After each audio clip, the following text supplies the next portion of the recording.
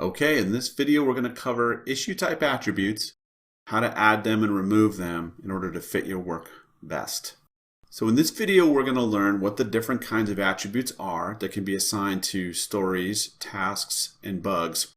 And we're going to talk more about how we can customize those things and adjust the screens so we can only see the ones that we want to see. So the different type of work item attributes. Now when I say work item, what I mean is stories, bugs, and tasks. Okay, those are all Jira work items. You can see here the attributes that we have available to us. So we have assignee, which is the person that is assigned to do that item.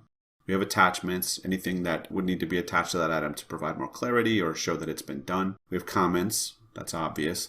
Components we talked about previously are groupings, right? A way to group items together. We've got description, which is obvious. An epic link. So we talked about epics in the last section, right? A large story. So this would be, if you're looking at the story, the epic that it is associated with. You've got a fixed version, and a version is a large group of functionality that would be released at once. So this would be, if the story, bug, or task is part of a version, it would be there. We've got an issue type, which is, of course, is it a story, bug, or task? And then we've got labels. Labels are like components, but they're a way to group items across projects, okay? And then we've got linked issues, which is a way to create a dependency between different issues. If something's depending on something else, or it's blocked by something else. Then we have priority, which is obvious, right? Is this kind of a high, medium, or low, and they'll use different priority statuses in Jira. And then we've got a sprint. So is this work item contained within a sprint? And if so, which sprint?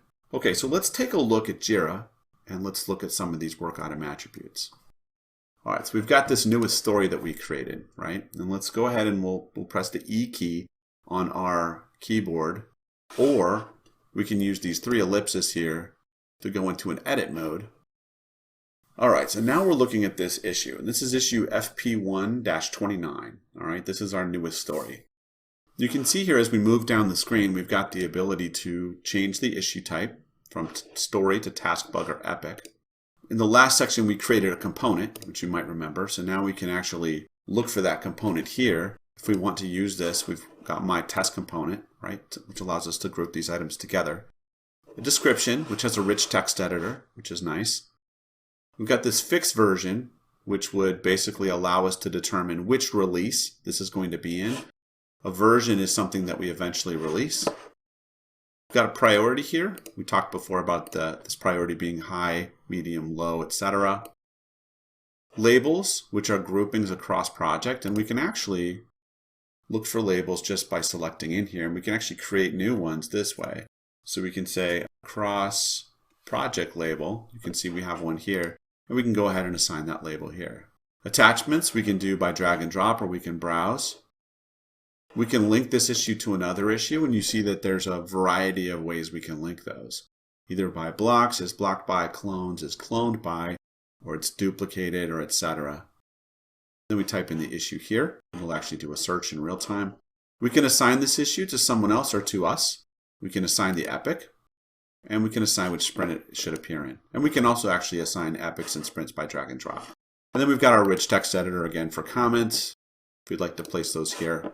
And so you can see these are the different fields that we have available to us. Now, the other thing that we should note here is this configure fields option. Sometimes you're not going to use a lot of these fields, and maybe that, yeah, you might use them all, but there's a chance you're probably not going to be using some of these.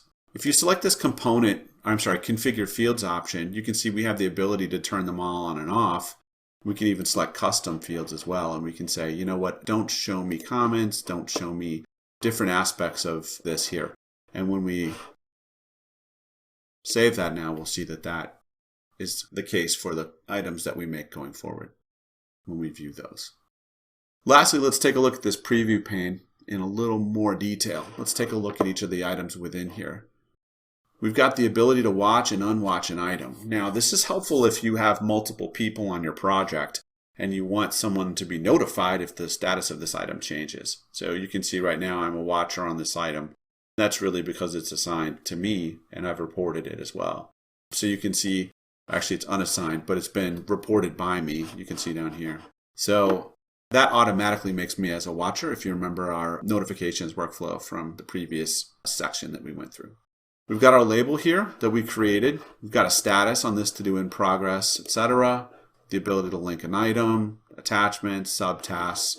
We can do a story point assignment here. We can see the components, priorities, reporters, and we can show more or less items here. You can see this actually contains time tracking and things like that.